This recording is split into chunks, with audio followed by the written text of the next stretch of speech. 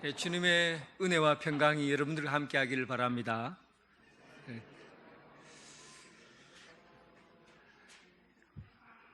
기린은 키가 큰 동물입니다. 보통 4m에서 5m 정도 크기가 된다고 그래요.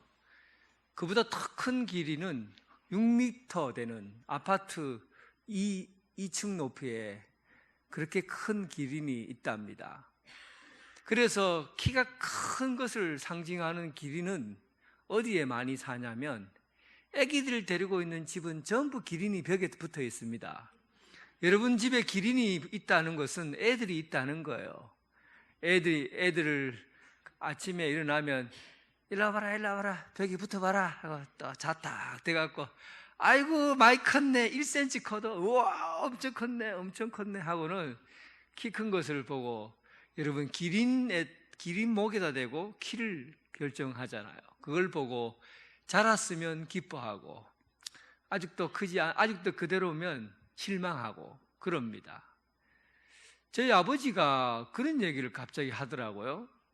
네 어릴 때 네 키가 안 크는 줄 알았다 그래요. 저도 국민학교 때 1학년 때는 번호순으로 키가 큰지 아닌 걸 다 알잖아요. 제가 1학년 2반 8번이었어요. 아이들이 63명이었거든요. 63명 중에 8번이니까 키가 좀 작은 편이죠. 작은 편에 속해 있었어요. 그러니까 키가 안 클 것 같다고 걱정을 많이 했다는 거예요. 아유, 저놈 저거 키가 크겠나 하고 걱정을 했대요. 그런데 중학교 가더니만 아버지보다 더 커요. 쑥쑥 올라가는 거예요. 그래서 아이고 됐다 그러더라고요. 키가 커야 되는데 안 크면은 부모는 걱정입니다. 하나님께서는 여러분들이 키 클 때 커야 되는데 안 크고 나이가 10살이 돼도 그대로고 20살 돼도 그대로고 40이 돼도 그대로고 그게 다 하나님이 걱정이에요. 아이고 아직도 그대로네. 잘하지 않은 것은 하나님에게 있어서 기쁨이 될 수가 없습니다. 하나님 아버지가 제일 기뻐하는 것은 성도들이 예수 잘 믿고 자라나는 거예요. 자라나는 것만큼 부모에게 기쁨이 없어요. 언제나 그대로 멈춰 있는 것은 고통입니다.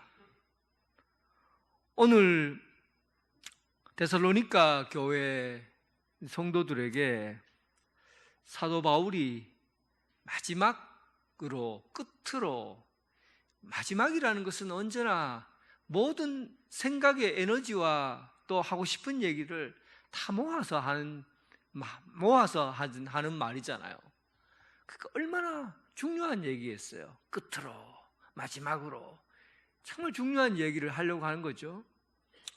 끝으로 이 데살로니가 교회 성도들이 지금까지 하나님의 말씀을 듣고 잘 살아왔는데 더욱더 말씀대로 살아내길 원한다.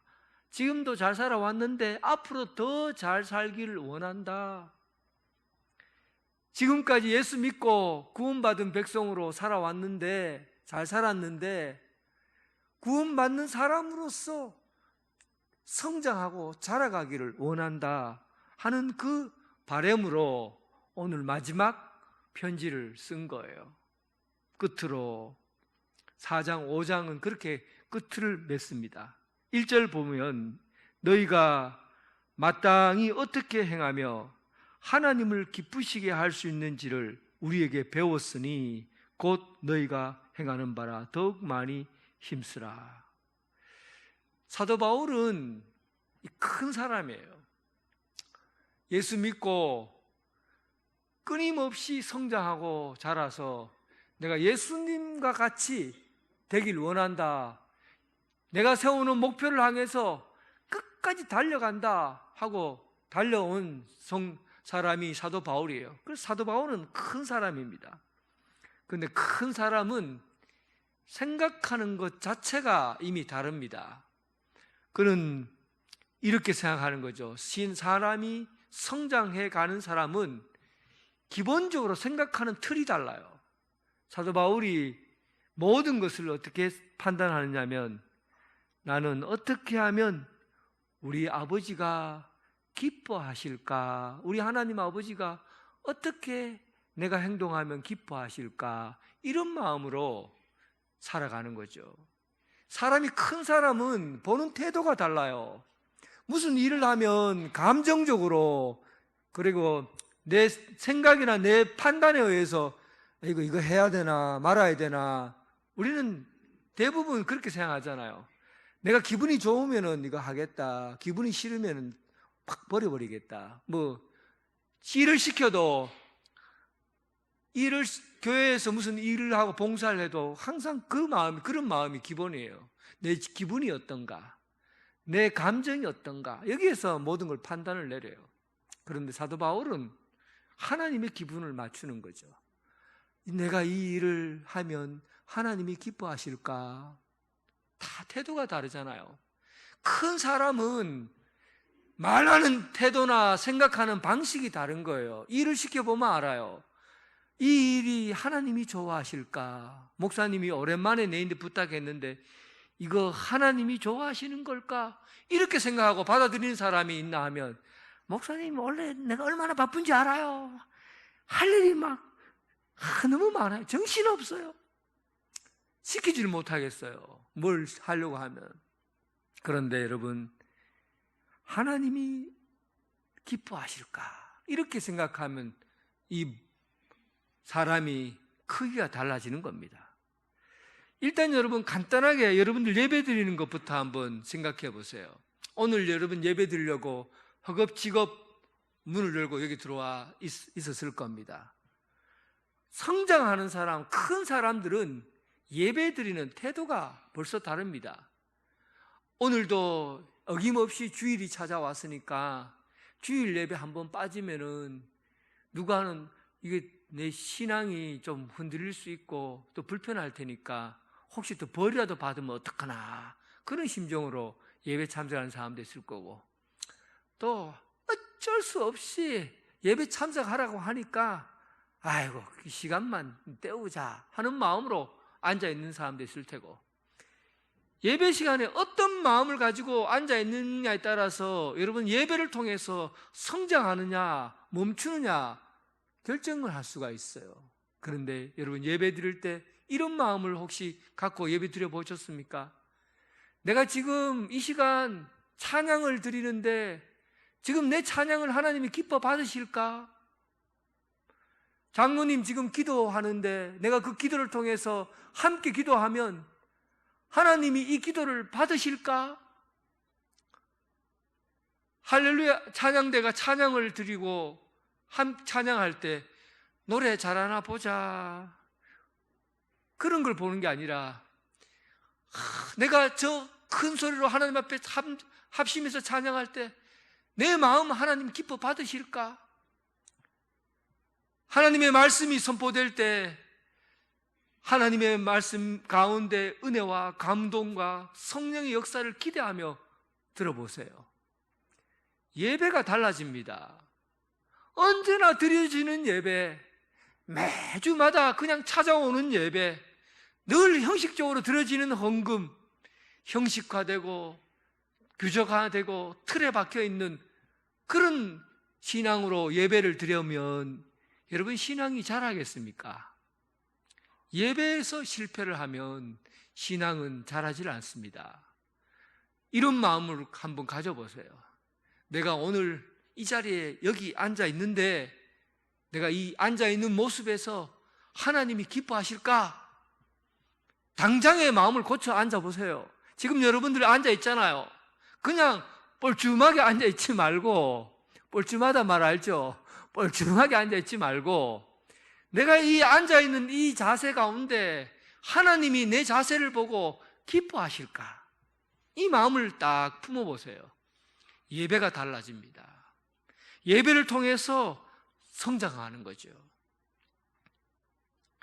수천 번, 수만 번, 수천의 수양과 수많은 양의 피를 흘려서 하나님 앞에 제사를 드려도 마음이 올바르지 않으면 내가 그 제물을 하나님이 받지 않겠다.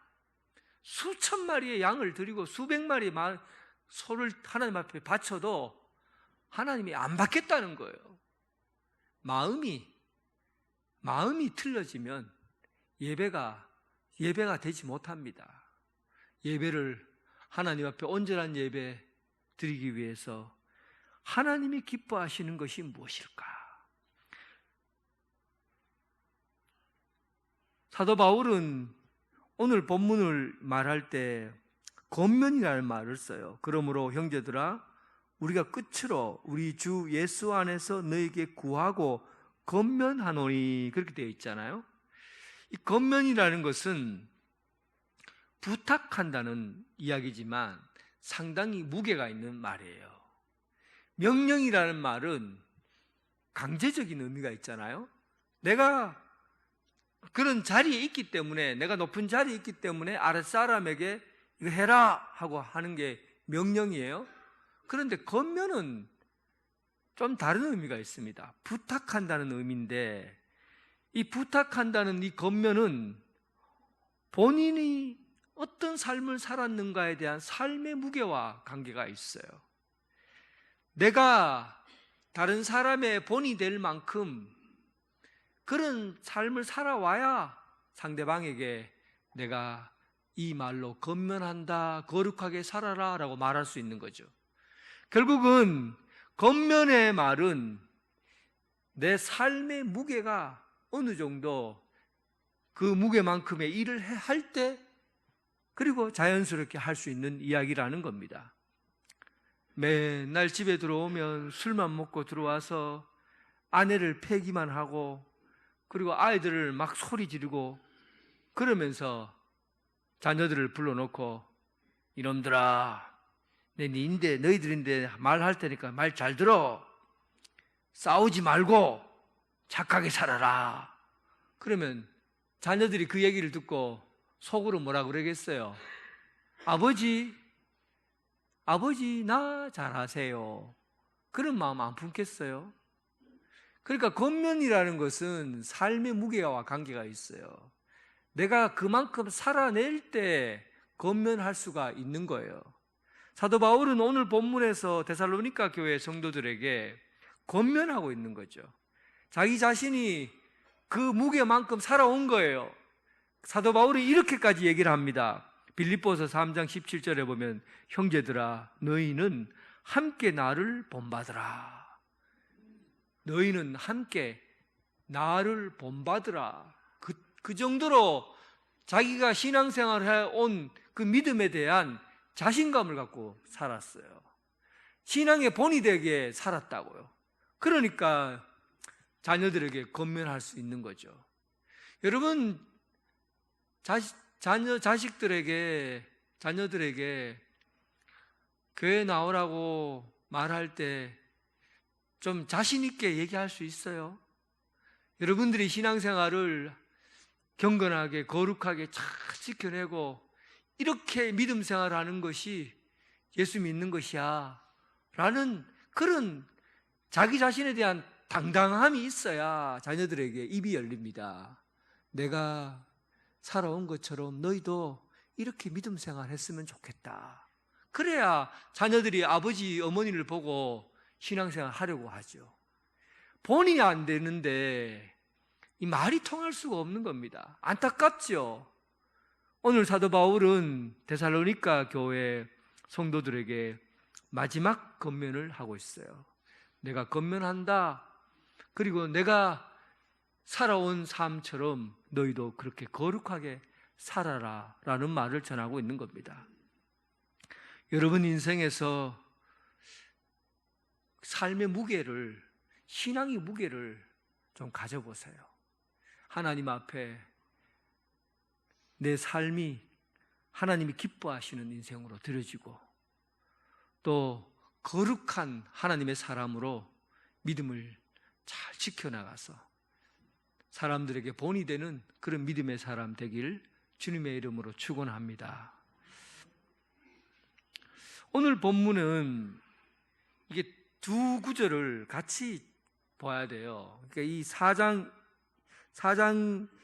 1절부터 8절까지 말씀은 거룩함에 대해서 말하고 있고 9절 말씀은 사랑에 관해서 말하고 있어요. 그러니까 겉면에 대해서 첫 번째 겉면하는 것이 거룩함, 두 번째 겉면은 사랑함에 대해서 말하고 있어요. 그런데 거룩함의 내용은 1절부터 8절까지 내용인데 사랑함이라는 내용은 어찌 4장 9절 한 구절에만 나와 있어요. 왜 그럴까? 왜 그런 내용이 어떻게 하나는 길고 하나는 짧을까? 거룩함보다도 사랑보다도 거룩함이 더 중요한가? 뭐 이런 생각을 할 수가 있을 거예요. 근데 오늘 이 내용을 보면 9절 일단 한번 읽어볼게요. 형제 사랑에 관하여 9절 형제 사랑에 관하여는 너희에게 쓸 것이 없음은 너희들 자신이 하나님의 가르침을 받아 서로 사랑함이라. 그러니까 4장 1절부터 8절은 쓸 게 많아요. 쓸 게 많다는 것은 사도 바울이 직접 경험하고 직접 몸으로 옮기고 사람의 본이 되는 거룩한 삶을 살아온 내용들을 가지고 성도들에게 전하는 거니까 할 얘기가 많다는 거죠. 그래서 거룩함은 사도 바울이라는 사람이 자기가 살아온 이야기를 전하는 거죠. 그런데 9절에 서로 사랑하라라는 말은 사도 바울이 할 얘기가 아니라는 겁니다. 하나님께서 직접 너희에게 가르친 것이 사랑이라는 거예요. 사랑은, 거룩함은 사도 바울에게 배울 수 있지만 사랑은 사도 바울에게서 배울 수 없습니다. 사랑은 누구에게서 배우는 거냐 하면 하나님에게 직접 배우는 거예요. 여러분들 하나님에게서 사랑을 배운 적 있습니까? 모르겠죠. 모르면 문제가 있습니다. 왜냐하면 예수님께서 우리에게 사랑을 가르치실 때 요한복음 3장 16절에 보면 하나님이 세상을 이처럼 사랑하사 독생자 예수 그리스도를 이 땅에 보내셨어요. 요한복음 3장 16절 이 한 말씀만 들어도 하나님이 세상을 얼마나 사랑했는지 압니다. 그런데 예수 그리스도를 믿는 순간 우리가 경험하는 게 뭐냐면 하나님이 나를 사랑하시는구나, 그걸 알게 된다는 거예요. 날 사랑하심, 날 사랑하심, 날 사랑하심. 어디에 써 있어요? 성경에 보세요. 하나님이 나를 사랑하신다는 것을 성경을 아는 사람은 다 알아요. 성경에 보니까 하나님이 예수님을 이 땅에 보내셨을 때 우리의 죄를 위해서 십자가에 못 박혀 죽으셨다고 기록되어 있거든요. 그런데 그것을 경험한 사람은 무엇을 경험하느냐 하면 하나님이 나를 사랑하시는구나 라는 것을 알게 된다는 겁니다. 이렇게 하나님에게 직접 사랑을 배웠기 때문에 사도 바울은 더 이상 할 얘기가 없다는 겁니다. 그런데 사람이요, 하나님의 사랑을 느끼는 정도는 하나님이 사랑을 하지 않아서가 아니라 사람이 사랑을 받아들이는 그 그릇이 작기 때문에 사랑의 크기가 작은 겁니다. 한 2달 전에 비가 많이 쏟아졌어요. 어느 날 비가 많이 쏟아졌는데 당회실에 창문을 통해서 창문을 뚫고 비가 많이 들어왔어요. 바닥이 흥건했어요. 그래서 신문이 많아서 신문을 탁탁탁탁 덮어놨는데 신문은 일정하게 물을 빨아들이는 것 같은데 물이 잘 안 빨아들여지더라고요. 나는 신문이 그렇게 거기 안에 글자도 많은데 왜 이 물을 많이 빨아들이지 못하는지 깔아보니까 알겠더라고요. 그래서 수건을 딱 펼쳐갖고 깔았어요. 엄청난 속도로 물을 빨아들이더라고요. 수건은. 그래서 짜고 또 수건 넣고 이렇게 해서 금방 이게 마른 바닥이 마를 수 있도록 그렇게 했어요. 아, 수용성, 빨아들이는 능력이 사랑이구나. 빨아들이는 능력. 여러분들이 하나님의 사랑이 이미 우리에게 넘치도록 우리 안에 와 있어요. 그런데 사랑의 크기가 어떤 것에서 결정되냐면, 하나님의 사랑을 크게 느끼는 사람은 크게 사랑하는 사람이고, 하나님의 사랑을 작게 느끼는 사람은 작게 사랑하는 사람이고, 사랑하지 않는 사람은 하나님의 사랑을 경험했지만 하나님의 사랑인지를 모르고 사랑하는 사람이에요. 사랑이 없는 게 아니에요, 여러분. 여러분들이 사랑이 없는 게 아니라고요. 하나님의 사랑을 받아들이는 그 수용성, 능력이 작은 것이죠. 사도 바울은 그래서 사랑하는 것이 너무 중요한 이야기인데, 우리가 신앙 성장할 때 사랑만큼 중요한 게 어디 있습니까? 그럼에도 불구하고 내가 건면하지 못하고 건면하지 않고 이 사랑에 관해서는 하나님이 이미 다 가르쳐 주었으니까 하나님에게서 경험된 것을 가지고 사랑하며 살라는 겁니다. 사랑하는 성도 여러분, 하나님이 여러분들을 사랑하지 않아서 여러분들의 삶이 빡빡해지고 또 뾰족해지고 그렇게 차가워진 게 아닙니다. 하나님이 부어주시는 사랑을 이 마음을 열고 받아들이지 못했기 때문에 그런 거예요. 오늘도 하나님께서 여러분들을 무척 사랑하십니다.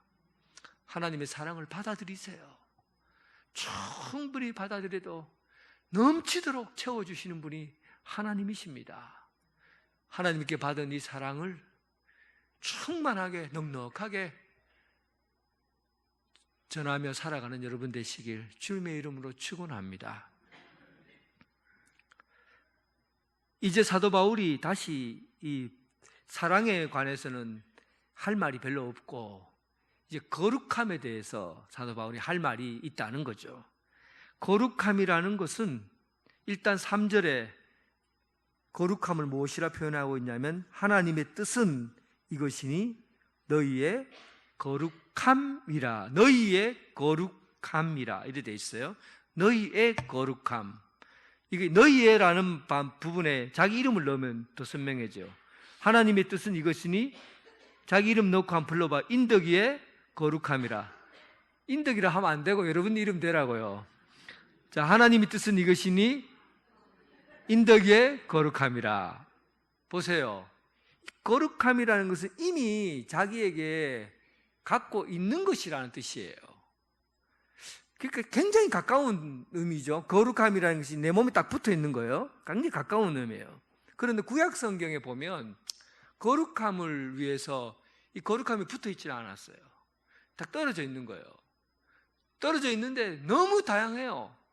이것도 해야 되고 저것도 해야 되고 이것도 찾아야 되고 이것도 하지 말아야 되고, 거룩함으로 살기 위해서는 너무 복잡한 거예요. 레위기 11장에 보면 11장에 보면 정한 음식과 부정한 음식에 대해서 나와 있어요.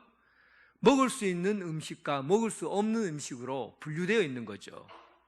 이스라엘 사람들은 하나님께서 말씀에 먹으라고 한 것만 먹고, 그러니까 되새김질하고 이 발이 굽이 져 있는 것만 먹고, 소나 양이나 염소와 같은 것을 먹고, 굽이 있지만은 되새김질 못하는 돼지 같은 것들은 못 먹는다. 그리고 너구리 같은 거, 토끼 같은 거, 되새김질하지 않는 것들은 못 먹는다. 바닷가에 가면은 여러분들 몸보신하기 좋은 장어 같은 거 못 먹는다. 오징어 좋아하잖아요. 오징어 못 먹는다. 비늘이 있는 것만 먹을 수 있다. 그런 거죠. 그러니까 공간을 사용할 때도 마찬가지예요. 길을 가다가 죽은 고양이가 있어서 발로 밟았는데, 아이고 고마 죽었네, 죽은 고양이네. 그러면 내 발이 부정해진 거예요. 부정해진 그 발을 치유하기 위해서 또 깨끗하게 며칠 지난 다음에 제사를 지내야 되고,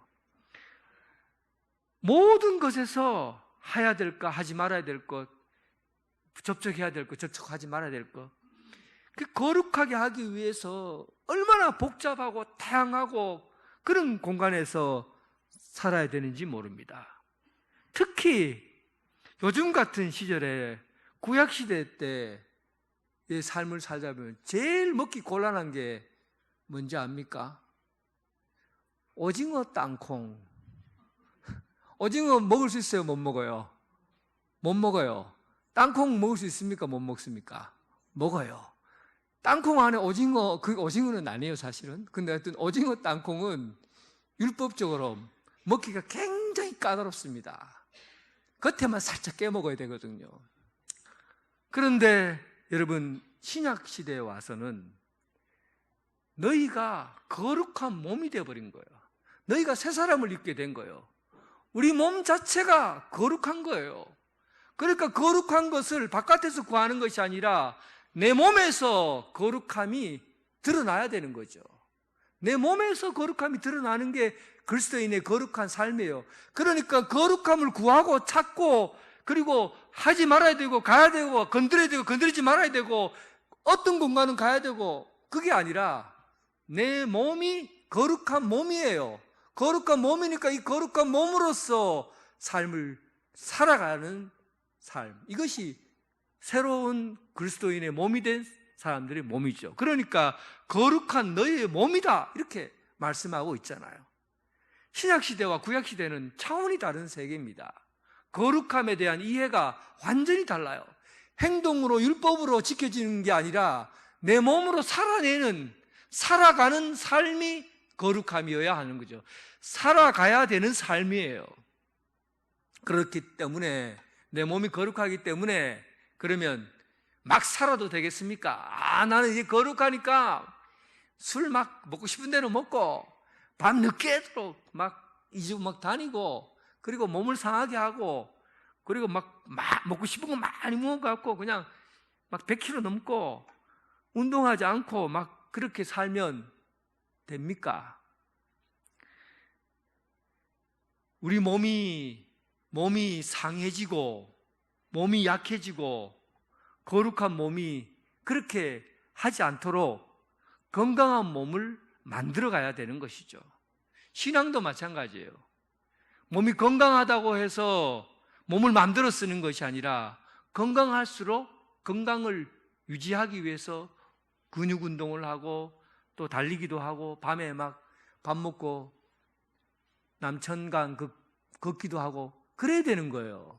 그래야 몸이 건강해지죠. 그래서 우리가 거룩하니까 그냥 가만히 있지 말고 사도 바울이 이제 너희들이 거룩한 몸이니까 거룩한 삶을 살아가야 된다는 겁니다. 거룩한 삶을 살아내야 되는 것이죠. 그런데 본문에 정말 특별한 내용들을 잡아서 이 얘기를 설명하려고 그래요. 3절에 보니까 하나님의 뜻은 이것이니 너희의 거룩함이라 곧, 그리고 뭐라고 이해합니까? 음란을 버려라. 저는 고민이 딱 되더라고요. 거룩함을 얘기하면 할 얘기들이 다양하게 많을 텐데 왜 음란과 세욕에만 집중할까? 아마도 제가 판단할 때는 성경을 쭉 읽고 사회적인 상황이나 배경들을 쭉 정리해 보니까 이런 느낌이 들더라고요. 그때 당시에 음란이라는 것이 기독교인들에게는 중요하지만 이방인에게는 자연스러운 거였다는 거예요. 음란 문화가 이방인들에게는 그게 숨 쉬는 것과 같아요. 삶이라고요. 그것 가지고 죄를 말하는 그런 시대가 아니었던 거죠. 예를 들면 그때 이방 로마 안에서 지켜지는 종교들이 대부분 이 종교들이 굉장히 지저분하고 더러워요, 종교들이. 그래서 유대교를 많이 믿었다고 그랬잖아요. 유대교는 깨끗하니까. 그때 여러분 그 종교들의 대부분 신전에서 근무하는 사람들은 대부분 여자들이 많은데, 남자도 물론 있어요. 여자들은 다 창녀처럼 몸을 팝니다. 왜 그러냐면 그것이 예배니까, 제사니까. 공개적으로 사람들이, 남자들이 여행하다가 신전에 들러서 거기에 있는 신녀하고 관계를 가져요. 그게 예배예요. 그러니까 이런 문화가 그 세계 속에 지배하니까 어떻습니까? 음란의 세계는 그들에게 자연스러운 거예요. 그냥 밥 먹듯이 일상적인 거기 때문에 거기에 죄의식을 못 가집니다. 그런데 기독교가, 사도 바울이 오늘 이 부분에서 일침을 놓는 거죠. 세상이 그렇다 해도 음란을 버려라. 음란을 버려라. 이 몸에, 우리 몸이 거룩한 몸인데 이 몸을 함부로 쓰는 것은 그 더러운 것이야.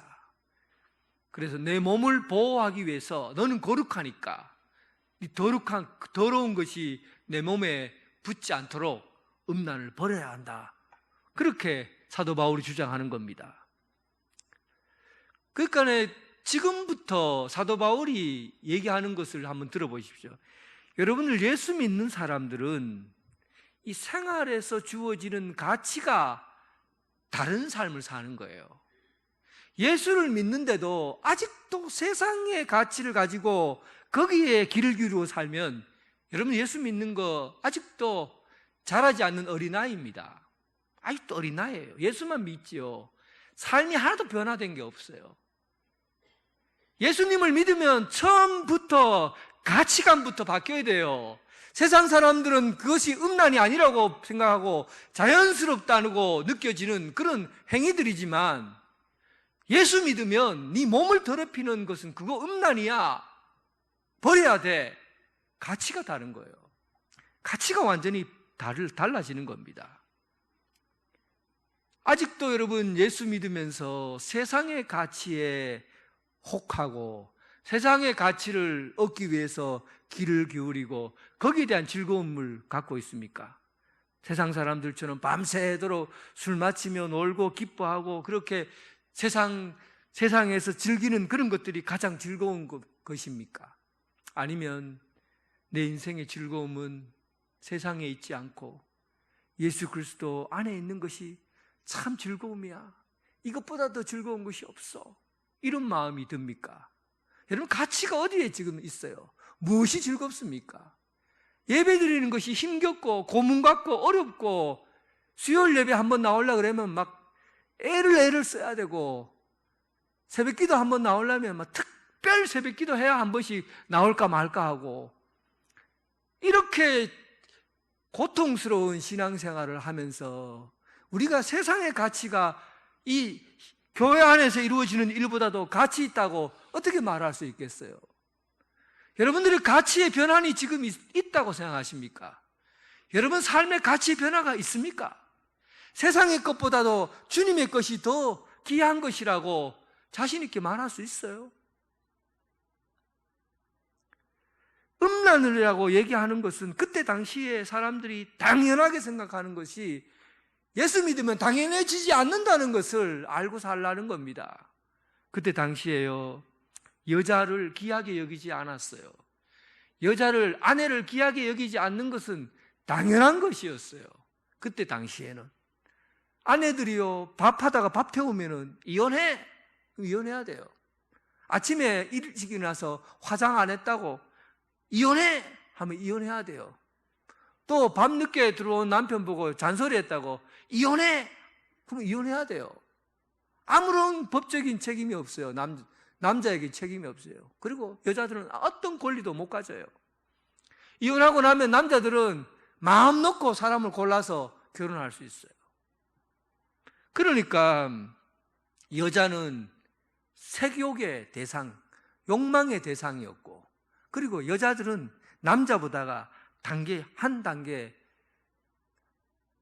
꼭 노예와 같은 그런 시절을 살았던 것이 그때 당시예요. 그런데 사도 바울이 교회 안에서 데살로니가 성도들에게 지금까지 그렇게 생각했는 여러분들의 생각을 예수 믿었으면 바꾸세요. 여러분들의 아내는 소중하고 존귀한 여러분들의 몸입니다. 이런 얘기를 하니까 여러분, 우리는 깜짝 놀랄 얘기가 아니잖아요. 그 시대를 모르니까. 그런데 그 시대의 데살로니가 사람들은 깜짝 놀랄 수밖에 없어요. 이 여자를 두고 소중하고 존귀한 귀한 몸이다라고 말하니까 거기에 충격을 받는 거예요. 아, 예수 믿으니까 이 사고방식이 바뀌어야 되는구나. 이 가치가 바뀌어야 되는구나. 생각조차 바뀌어야 되는구나. 여러분, 아내는 나의 욕망을 이루려고 만들어진 몸이 아니라 소중하고 귀중한 몸입니다. 남편도 마찬가지예요. 남편도 소중하고 귀중한 몸이에요.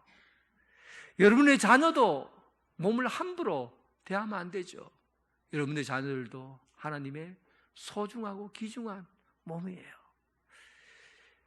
이런 그리스도인들의 사고방식과 가치가 초대교회, 교회를, 공동체를 새롭게 이끌어가고 교회를 세워가게 된 겁니다. 얼마나 교회가 단단해지겠어요.